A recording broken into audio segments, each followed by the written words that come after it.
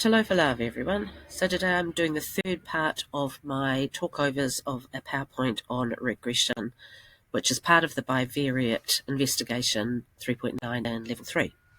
So what is regression? So regression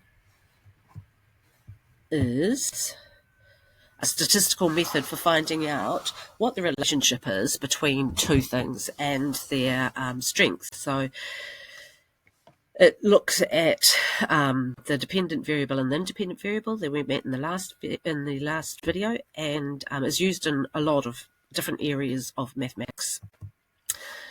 So in the past, when we were fitting a regression line, or the line of best fit, we did it by hand, and we tried to just generally follow the pattern of the data and have half the data on either side. And then if you got more into it, there was a formula called least squares regression, which looks at how far away each individual point is from the mean of both sets of data. So now we use technology, and the line is fitted for us by measuring all those points and minimizing the distance from the regression line. In NZ Grapher, we get this regression line just by ticking the box here on its regression line, and it's also good to color by distance. So let's have a look at that. If in our case of the rugby players, we put that box tick on, what we get here is a line, right? The red line, that's our regression line telling us the relationship. But we also get a formula that we use for predictions, and that tells us the relationship in it as far as the line is going. So it's just the equation of the line. We get an R value and we get an N value, which we'll talk about later. The other one that's quite good to turn on is this one down here, color by distance. So what it does is it colors from dark blue, purple, up to red, the different colors, so rainbow colors, the different colors of the relationship depending on how strong they are to the line. So this is the part where it's strong, the relationship is strongest. It's pretty good all the way out to here. There's some yellow ones out here. They're not outliers. They just are weaker parts of the relationship. Here's our outlier in red. So he's the furthest from the regression line. So that's an outlier we might like to talk about, whether he's peculiar in any way. Try and find out which person we're talking about and why his height and weight might be out there. Make sure that you talk about whether it's a normal thing to happen or not. So you do a little bit of research to find out, are there people that have this height and weight, and were they considered normal in a rugby team? All right, so we copy and paste that into our graph. This is our second graph we're talking about, and when we're talking about this particular graph, we're specifically talking about our regression. Okay, so there it is there. So when we analyze it, we start off by writing out the equation of the regression line and interpreting it in context. It's always really important to put everything in context because that's part of your merit excellence. Comment on the appropriateness of the model. Now that's talking about whether this actually looks like it's a good fit. Does it make sense? The more the stronger it is, the more appropriate the model is, okay? And state the X value range for which the model holds best. So we use the colors to actually help us to do that. So when we're rewriting the equation, we got this equation of BMI equals 0.71 weight times weight plus that. We need to write it out in layman lingo so that anybody can understand it. So we write the regression line for body mass index, that's the part that explains BMI, all right, up here, and then is 0.17398 times the weight of the athlete in kilograms plus 9.9060.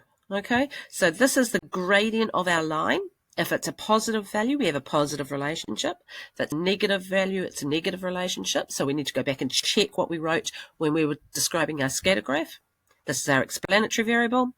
And the y-intercept tells us what the response variable would be if the explanatory variable is 0. Now, in a lot of cases, that is so not sensible because we wouldn't have nothing of something. Like you wouldn't have 0 height of a rugby player. So really, sometimes it's not actually sensible to do any discussion of that, but other times where it's part of the actual data set, it can be useful. So what is this meaning, the meaning of the regression line? We need to actually say it in words. So we've got our regression line written there, and we write a sentence that says something like, for every 1 kilogram, so we always use the X value, the explanatory value to put in here. For every 1 kilogram increase in the weight of an athlete, there is a 0.1398 increase in their BMI. Now, BMI is measured in a percentage, so it's okay to leave that percentage part off. It is always written as a 1 unit increase for the explanatory variable. Okay. When we're looking at the scatter around the line to see how well the data fits this model, we can look at the colours. So there are, if you put the colour part on, you can see that to actually help you to write a little paragraph about how well the line fits. We can suggest a different model for part of the graph if applicable, and we also talk about which part of the graph it is strongest. We can also talk about the correlation coefficient, but only as far as backing up our comment that we've already made about the strength. We do not usually use the correlation coefficient to tell us what the strength is. So I've written a little sentence here saying I can see that this model I can use this model for weight between 35, because that's the lowest value, and 120, that's the highest value. So that's my range. The regression line fits the data best between 55, that's here, and 95, so that's where it's quite blue. All right, that's its best fit, supported by the dark blue colour. Okay, it appears to be less reliable as the weight increases. That's because of that red dot out there. All right, with the data points being further away from the line. So there's no blue out here. Okay, now the correlation coefficient. So the correlation coefficient is represented by a little r. It is a little r. A big R means something completely different. It is still part of the residual computation, but the little r, the correlation coefficient, is the one that the computer gives us. So we get this bit here. Here it says that r equals 0.84596. Quite specific. So that's kind of telling us what the relationship is. And of course, the bottom number is how many data points we had. So in this table, we can see that if r is -1, it's a negative relationship. And then there's strengths along to 0 where there shouldn't be any. I think that still looks like it's almost a negative relationship. But anyway, that's an r equals 0. And then on to r equals 1, which is a positive relationship. So this 0.84 is saying that the points would look more closer to the line than this one. Only slightly, but that's what it would look like. Okay, if we have r equals 0, it's obviously no linear relationship. And the correlation coefficient, of course, has no units. So there's a little table here just to describe. So very strong relationship, a moderate relationship, a weak relationship, or little to no linear relationship. Okay, there may be a relationship, but not the linear one we're looking for. Remember, if r is positive, then the explanatory variable increases as the other tends to increase, and if r is negative, then the explanatory variable increases, the response variable tends to decrease. Things to note.